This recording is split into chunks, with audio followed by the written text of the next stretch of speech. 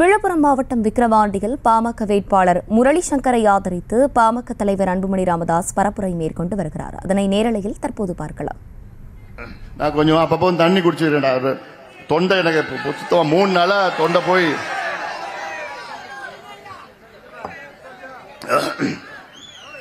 கடந்த நாடாளுமன்ற தேர்தலில் இந்த தொகுதி மக்கள் ஒரு மிகப்பெரிய தவறை செய்தார்கள். ஒரு வேட்பாளரை தேர்வு செய்தார்கள். ரவிக்குமார் அவர் விடுதலை சிறுத்தை கட்சி சார்ந்த அவர். யாராவது பாத்தீங்களா? அவர் ஏதாவது ஒன்று செஞ்சிருக்காரு அந்த பகுதிக்கு, இந்த மக்களுக்கு, இந்த மண்ணுக்கும் அதுக்கும் சம்பந்தமே இல்லை அவருக்கு. ஆனால் 5 ஆண்டுகளுக்கு முன்பு இருந்த விழுப்புரம் இன்னைக்கு அதே நிலையில் தான் இருக்கிறது. ஏதா ஒரு சின்ன துரும்பு, ஒரு முன்னேற்றம். மீண்டும் அவர் போட்டியிடுகின்றார். என்ன செய்ய வேண்டும் என்று உங்களுக்கு நன்றாக தெரியும்.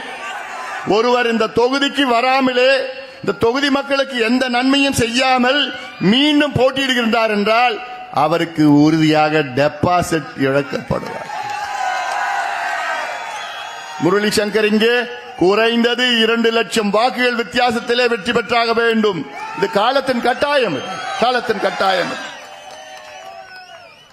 இது சமூக நீதி மண். இது தியாகிகள் 37 ஆண்டுகளுக்கு முன்பு தியாகிகள் உயிர் நீத்த மண், ரத்தம் சிந்திய மண். இந்த மண் புனித மண். இந்த மண். சமூக நீதி என்றால் என்ன? அதற்கு மறுபெயர் எங்களுடைய மருத்துவர் ஐயா அவர்கள் தான். வேறு யாருக்கும் சமூக நீதி பற்றி பேசுவதற்கு தகுதி கிடையாது. இந்த இரு கட்சிகளும் நம்மை ஏமாற்றி விட்டார்கள். நான் சொல்வது, பழி சொல்வது திமுகவும் சரி, அண்ணா திமுகவும் சரி, இரு கட்சிகளும் நம்மை ஏமாற்றி விட்டார்கள். நமக்கு இடஒதுக்கீடு தருகின்றேன் என்று சொல்லி எல்லாம் இரு கட்சியிலும் ஏமாற்றி விட்டார்கள். இப்பொழுது விழுப்புரத்திற்கு எடப்பாடி பழனிசாமி முன்னாள் முதலமைச்சர் வர இருக்கின்றார். 2 பேரையும் நான் சொல்றேன்.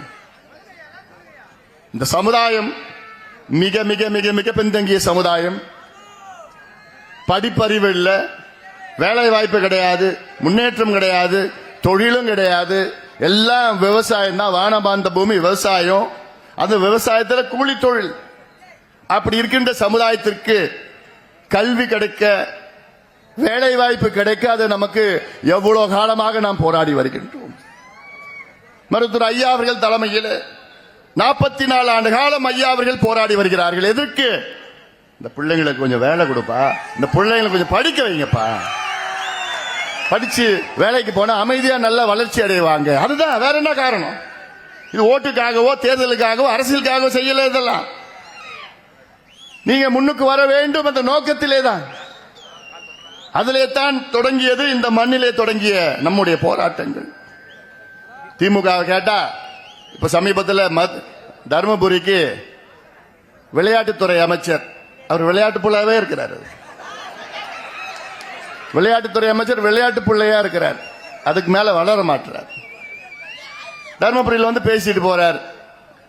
என்னுடைய தந்தை முதலமைச்சர் அவர்கள் உறுதியாக வன்னியர்களுக்கு இடஒதுக்கீடு கொடுக்க சட்ட போராட்டம் நடத்துறாராம். ஏயா? செய்திகளை உடனுக்குடனும் துல்லியமாகவும் தெரிந்து கொள்ள சப்ஸ்கிரைப் பண்ணுங்க.